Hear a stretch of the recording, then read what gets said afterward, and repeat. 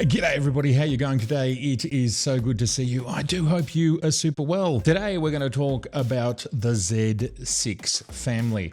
First launched in 2018, then in 2020, and of course Z6III in 2024. Firstly, I want to talk about how do these cameras compare. This is not going to be a detailed spec run through. And then after that, I want to talk about whether the Z6III is worth upgrading from a Z6 or a Z6II.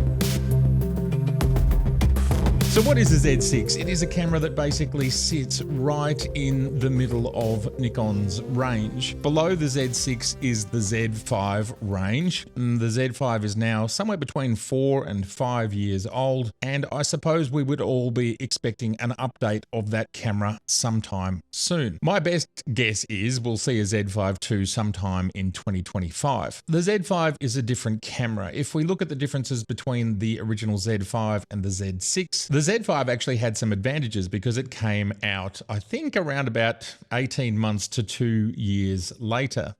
And one thing that Nikon did straight away with the Z5 was to give it 2 card slots, but those 2 card slots were both SD, where the Z6 is packing one CF Express Type B/XQD card. And there's a few more differences with the sensors, differences with not having a display on the top with one and a display with the other, a little bit of a difference in where the dials and switches are. And the Z5 is a less powerful camera. But this video is not about the Z5, other than to say, it's there. It's actually probably still the most affordable full frame camera that you can get into, which has 2 card slots and has in-body image stabilization. It really is a great buy depending on your use case. And that's Nikon's entry-level full frame, either a Z5 or a Z6.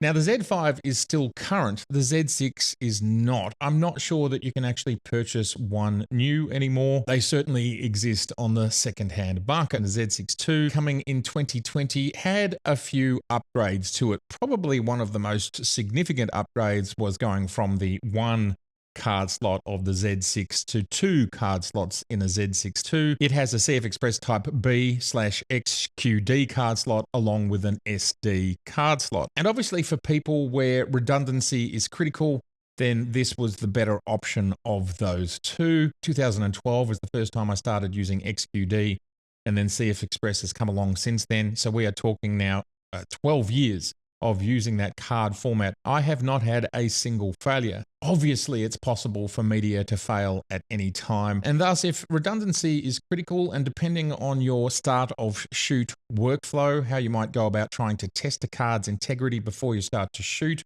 which is just another little safety measure.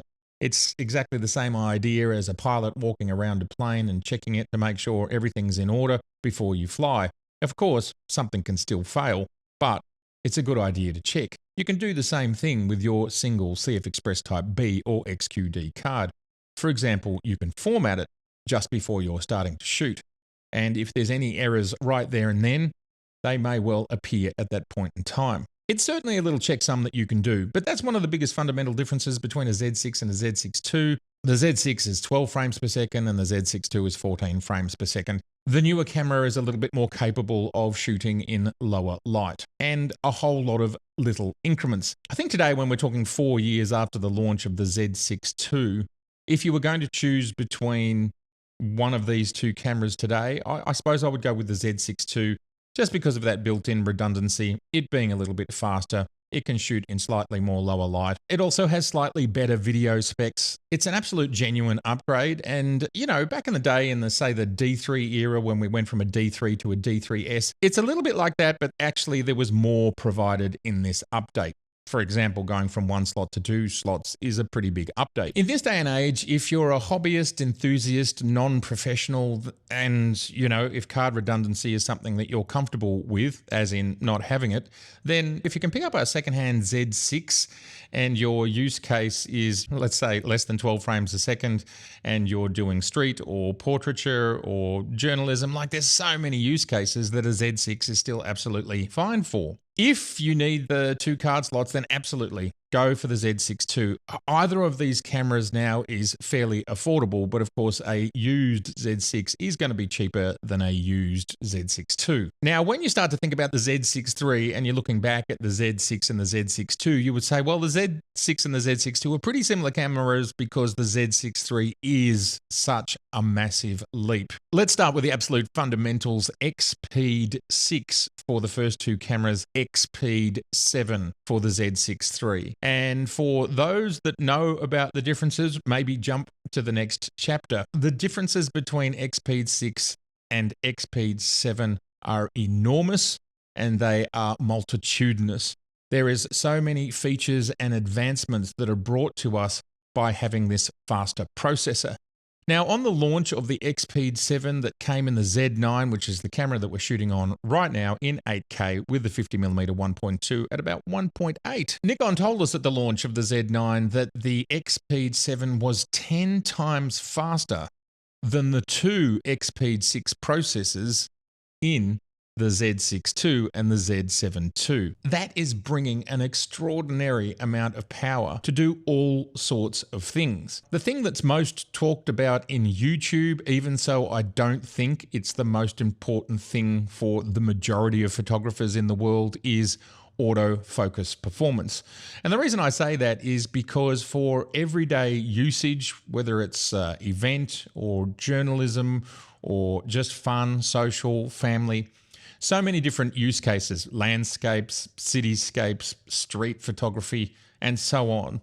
All of these cameras have autofocus, which is going to provide you with outcomes that you're completely happy with. And it's only at the bleeding edge where you are shooting birds in flight, maybe some specific high-speed sports that are particularly high speed, and action. Well, whatever that action is, that is when these faster algorithms, you might see the difference. But so many of us do not have those very specific use cases. And sure, there's people that do, and they should buy the new cameras so they can get the best out of it. Absolutely, I totally agree with that. For the rest of us, it's not necessary. It's not needed. I was able to shoot with the Z7 and the Z6, the Z6II, all of these EXPEED 6 cameras, and it never had an impact on my personal photography, my professional photography, or my YouTube content creation. I never had an issue. If bleeding edge autofocus is super important to you, then it makes perfect sense to go for an EXPEED 7 camera,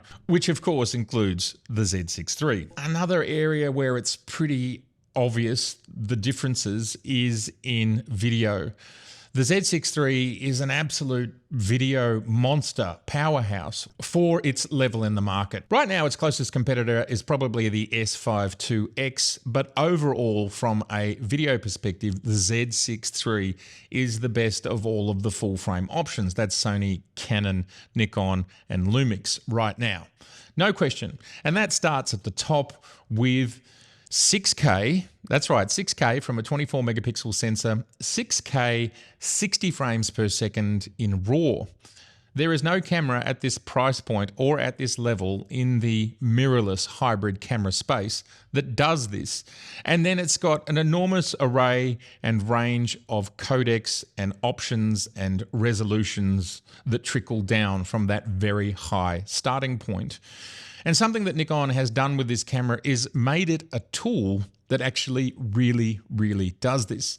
And of course, we've had the recent addition of the red Nikon Luts that are making all cameras that can create a log file internally just that much more useful. Now, the Z6 and the Z6II, they can shoot in log, but only externally, and there is extra expense with that. So if that's something that you're interested in, the extra expense, if you don't own, for example, an Atomos Ninja, probably not worth it, and you should just get the newer camera. From a video perspective, an absolute powerhouse.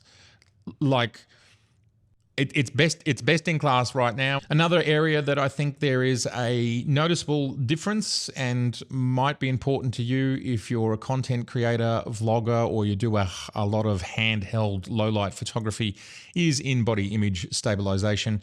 The IBIS in Z6 and Z6II is very good. Very good, but the IBIS in Z6III is even better. It's up there with best in class. I think the Lumix might take it by just a nose, to use horse racing parlance. Both of those cameras, the Lumix S5II and the Z6III, have great IBIS. It works super well in all sorts of situations. Another area where the Z6III is awesome value, and this may or may not be important to you because it doesn't necessarily affect image quality. Well, it doesn't, and that is the EVF. The EVF in this space, again, is best in class, best in the market. It is the brightest, it has the widest color gamut, it refreshes fast, and it is very high resolution for this tier in the market. It's a beautiful EVF, and something that Nikon do that I can clearly see that other manufacturers don't do. And it's something that's really hard to explain, and you're only going to see it if you look at it. And you might not really notice it if you didn't shoot with SLRs or DSLRs. So there are people now that are in this space that only know mirrorless, because I suppose we've had some form of mirrorless option now for in excess of a decade. And I'm talking interchangeable lens mirrorless cameras here, APS-C full frame. 10, 15 years those cameras have been around for. Certainly the first Sonys came out 11 years ago, the Alphas, the 35mm ones. So there's going to be plenty of people out there who've never had an OVF, don't really know what the difference is between seeing the world through the lens from a mirror to another mirror and then into your eye. You're literally seeing the world in all of the real light. You won't know what an OVF used to look like. Something that I think Nikon is working hard on, and as I said, it's not that easy to quantify, and some people won't even notice it because they have no experience with SLR or DSLR, is at times Nikon's viewfinders might not have as high resolution, but they are much easier on the eye. In this case of the Z6III, it is high resolution for this place in the market. But there is something that Nikon does with the glass. The glass, there's a number of pieces of glass that are in between that miniature screen and our eyeball that is making the image not softer as in out of focus softer, but just easier on the eye. And I don't really know how to explain it because I'm not an optical engineer, and there's probably words to directly describe what's happening here. But it's a bit like, and I saw this most profoundly when I was looking at an A7R5 and I think a Z8, and how basically the experience of the Sony was that it was too sharp. It was too, and because it was so sharp, it felt more like I was looking at a computer monitor than I'm looking at the real world. And it's just sort of, well, closer to that OVF experience. This is something I want to explore, trying to communicate more to you in the future, because I have to think about how do I show it. Sticking an iPhone in there might not do the trick. There is something that Nikon is doing there that's making the EVF experience, to me, closer to the OVF, the organic viewfinder experience, which I value. Now, do I value because I've been shooting DSLR and SLR for the previous 25 years before I went to EVFs? Maybe. Or is it simply because it actually looks closer to the real world? You know, you look at the real world and then you look through your EVF and it's like, well, one looks more like a computer screen and one looks less like a computer screen. Which is better? There's a really good case to be had for pixels is great. You know, more dots in your EVF is fine, but I don't think it's the only metric that we need to be thinking about. And thus, the Z6III does this really well by increasing refresh rate. The refresh rate can help with that, along with a larger color gamut. Of course, the more colors, the more close to the real world it is. Resolution does play a part, and then also brightness. Of course, with an OVF, if something was bright, yes, it was bright because it was the real world. Put all these factors together, plus the glass that Nikon's using, and you create a beautiful viewfinder, of which I think the Z6III is outstanding and is far superior to the two cameras here, the Z6 and the Z6II. What's this pile that's been sitting here? This is just a little bit of halftime intermission. So this is some very heavy boxes of my books that are being ordered from my website. And hey, I'm a photographer. I was a photographer for almost 30 years before I came onto YouTube. I won't show the mailing address. That's probably not a good idea. But this is my small book, Melbourne A Love Affair Mini. It was the small version of of the big one that's in these boxes. Anyway, if you love a bit of Sydney action, this is a huge coffee table book. When opened, it's almost 3 feet wide. It's pretty epic. If you jump on my website, there are 3 different jackets you can choose from. That book and this book, both of these books took 25 years roughly to collect the images that were in the book, and obviously I put it all together, graphic designed the book, and self-published. It's a huge undertaking. Basically what these books are is a snapshot of a city in a generation, 25 years, roughly a generation, and it took thousands upon thousands of hours to collect the thousands of images that were then shortlisted round to about 200 or so images in each book. These are hardcover books. There's near 200 pages in each one, and as you can see, it's enormous. As I said, when you open it, it's about 80, 85, 90 centimeters wide, almost 3 feet wide. These are books that have been made with a great deal of love, energy, passion, and desire to just go out into these 2 beautiful cities and capture them in their different moods. That's the whole idea. It's very easy to look at a city and take a snapshot and go, you know, that's what it is on a bright, sunny, blue sky sort of day. That's not what I'm interested in. I'm interested in what locals see early in the morning, late at night, when there's a bushfire, when there's a thunderstorm, etc., etc. All of the different characters and nuances and moods of a city. I was very lucky that with both of these books, the Lord Mayors at the time of each city came and launched the books. They made speeches. I'm very, very proud of these books. And for those that don't know much about my history, publishing books, cards, calendars, journals, original prints, and so on, that's my business. That's been kind of, I don't know, 60, 70, 80% of my business over my 35 years. Obviously, it changes. Commercial photography is the majority of the other part of my business. This is a great way to support the channel and get something cool and get something photographic. So let's talk from a stills perspective. Obviously, all of these cameras are 24 megapixel cameras. That hasn't changed. They're all the same. And another thing that's been talked about a lot and has simply been exaggerated, like just straight up exaggerated, is this conversation around dynamic range. There's so much to say about this, and I don't really want to say all of it in this video because it's long-winded basically, but there's a few kind of bullet points. How big is the difference? And I think if memory serves, it's around 1 stop. I have to jump in here because it's actually half a stop's difference, as we can see here on the photons to photos chart. Now, this is one of 2 sites that we regularly visit. The other is DxO Mark, and they haven't actually done their testing yet for the Z6III. What's interesting is these 2 sites get slightly different results. They seem to get the same differentials, but they get different numbers, and I'm not sure why that is. What is clear to see in this chart is that half stop at base ISO, and then when we get to the dual gain at 800 ISO, there is a negligible, near on no difference between the Z6 and the Z6III. These 2 Z6s here, when it came to dynamic range and ISO performance, they are some of the best cameras that you can find out there. And for me, we're shooting with an EVF. So an EVF means you can see your exposure. What has been litigated is if you're 5, 6, 7 stops under, it's not great. It doesn't perform as well as, say, the Z6 and the Z6II. Well, maybe. I haven't, and I wouldn't, and it just shouldn't happen that you're 5, 6, 7 stops underexposed when you're shooting with an EVF, because an EVF is giving you a real-time look at what you are doing. And if you're managing to underexpose that badly, then, well, maybe have a look at what you're doing. It's, you know, rather than blaming the camera. And you've got all these other advantages that have come with the semi-stacked sensor, which includes, because it's faster, might I say, advancements in autofocus. The faster your sensor is, the faster it is looking and acquiring subjects. And thus I would say if your field craft is poor to excellent, and you can look through an EVF and say, that's the shot that I want, then this conversation is almost irrelevant.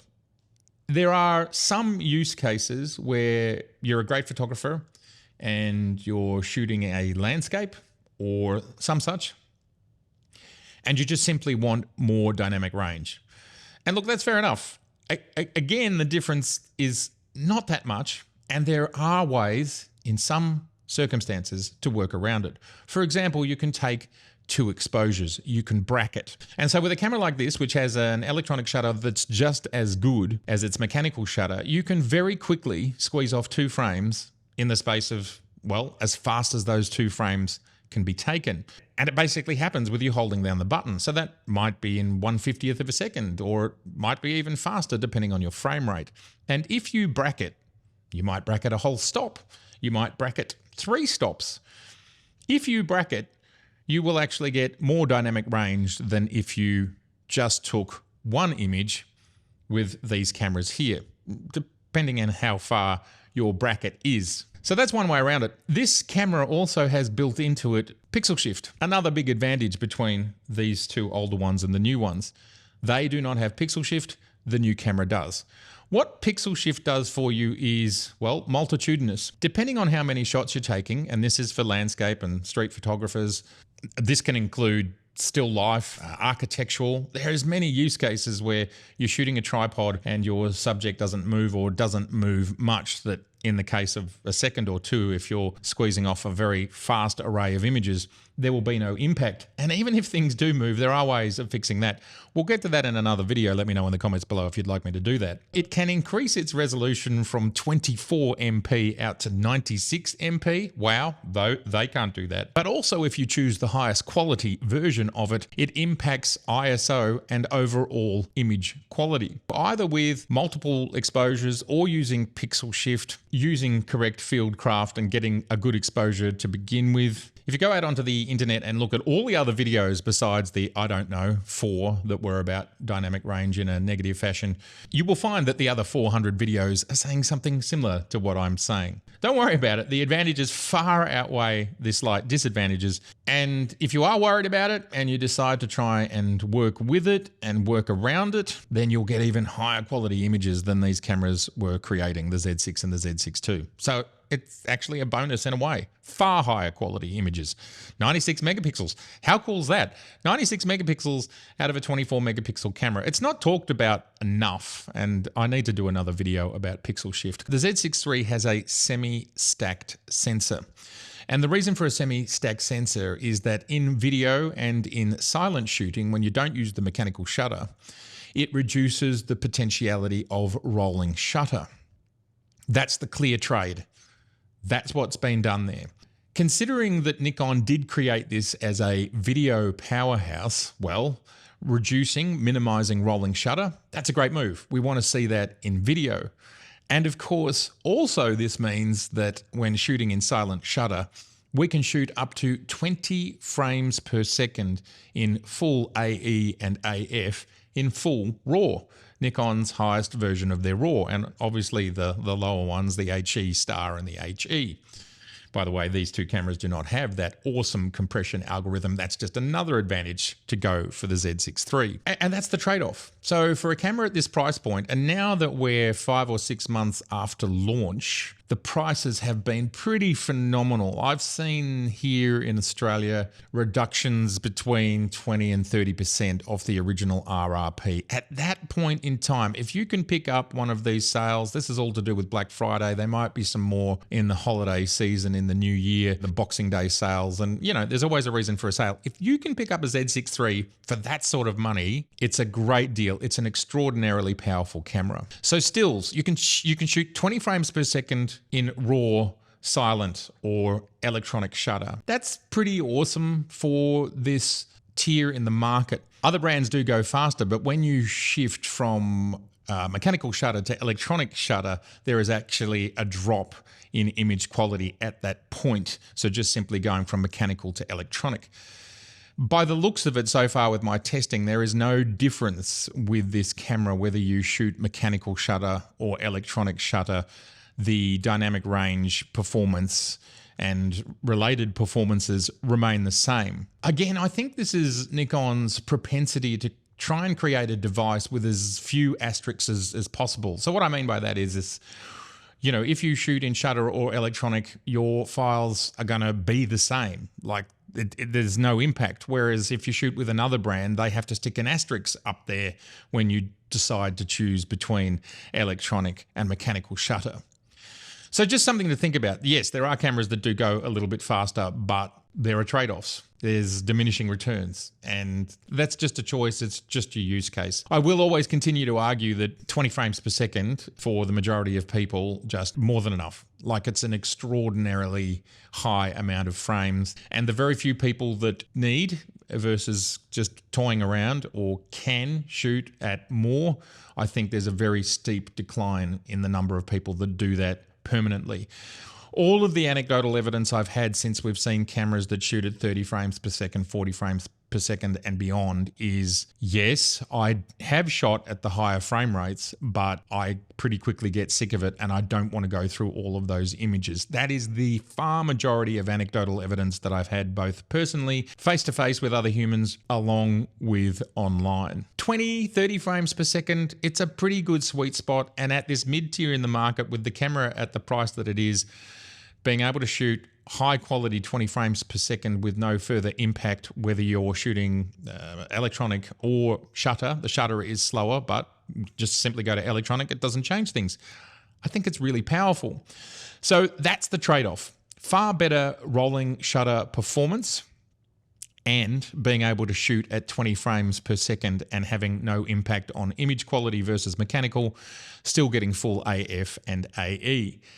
These cameras, the Z6 and the Z6II, can't do any of those things. They can't shoot at 20 frames per second. The fastest is 14 frames per second for the Z6II. And of course, if you choose to shoot these cameras here in E-shutter for stills, and of course in video you see it all the time because that is an E-shutter always with video, the differences in rolling shutter are quite obvious and quite profound. Nikon threw a lot at the Z6III. It kind of almost feels like it's not the same generation of camera because it changed a lot. And look, you can see here, if we just look at the ergonomics did change a little bit. Like we still have all of these dials here in the same spot, and we still have the top screen.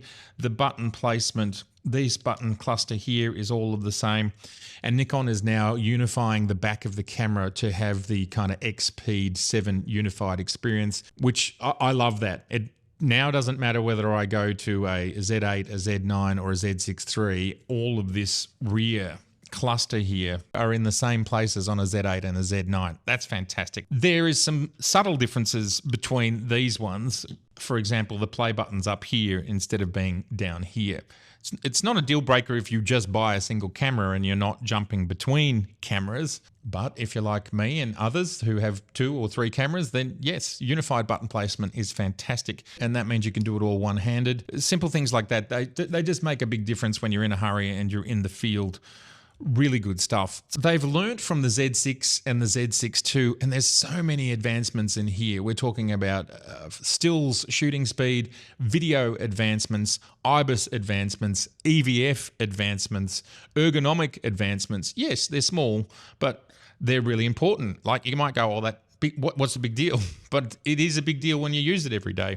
And the last thing I'll talk about is the flippy screen here. Now that is contentious for some people and other people love it. Considering this camera is slap bang in the middle of the hybrid mirrorless space, lots of people are going to buy these cameras and they're going to use them for all sorts of use cases. And one of those is content creators, and content creators love this style of screen. I don't particularly have a strong opinion one way or another of that style of screen versus this style of screen. I don't know, just personally, I just work with what I have. I don't sort of sit there yelling at camera companies. They've made decisions for reasons, and I get it. And I just have to decide what I want to go with. In both cases, you can make them work for most things. I know some people say they don't want to shoot off axis like that.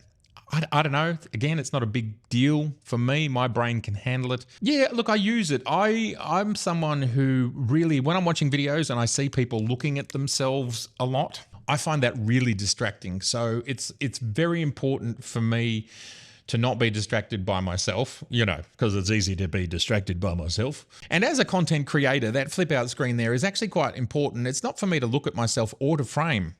What do you think I mostly use it for? I mostly use it for to just see whether I'm recording or not, just to see that red box. That's it. Usually, like here at this distance, I'm about 2.5 meters or 8 feet from the camera. I wouldn't be able to make out what I look like on that tiny little screen, but I can see if there's a red box. And that's the main advantage for me. We don't want to be sitting here talking for half an hour and find out that we weren't recording. Regardless of how many times we go back, things can happen, batteries can go flat, cards can get full. That's not the camera's fault, that's the user's fault because they didn't check. And these things do happen, or sound levels aren't coming through. And again, you can make out those things at a distance, but you can't check focus at this sort of distance. But having that screen, really useful. So again, you've got to decide your use case, but it certainly is not enough for me, the Z6 and the Z6II screen versus the Z6III screen, to go no. For me, it's actually a yes. I'm fine. I'm happy with it. Now that this camera's been in the market for 6 months, the price has come down significantly around the world. There is no question in my mind, if you have the funds to stretch to the new one, there is so many advancements in this camera. There's a little bit of an overview of these three cameras. All three of them are still great. I use the Z6 still as a permanent studio camera when I do my green screen videos. That camera is 6 years old. It's still going strong. The Z6II is probably the one that gets the least workout, just simply because it's fallen in the middle, but it could do the same role. All of these cameras are great, but it's such a big jump to the Z6III. And if you see it on sale, that is absolutely the way that I would go. Everybody, I'd love to know your thoughts in the comments below. We've been on this journey now together with the Z6s for 6 years. There is a lot of Z6s out there. There's going to be a lot of opinions out there. I reckon there's going to be a lot of people that love their original Z6 and they're still shooting with it. And I love that camera. It creates beautiful files and it's a perfectly powerful enough 4K video camera. A 4K full frame, by the way. There's no crop video camera when you're shooting at 24 frames per second. And the Z6II can shoot at 60 frames 4K with just a little bit of a crop. Powerful cameras. The Z6III is, though, by far the best. And as it should be, because it's an upgrade and it's a little bit more expensive, the recommended retail price. Get it on sale. You're getting a great deal. I'd love to know your thoughts, your experiences. Have you gone from Z6 to Z6III? Please do let me know in the comments below. It's been so good to see you. And if this is your first time here, I would love to see you again. So please do subscribe, please share, and please like. All right. Bye for now.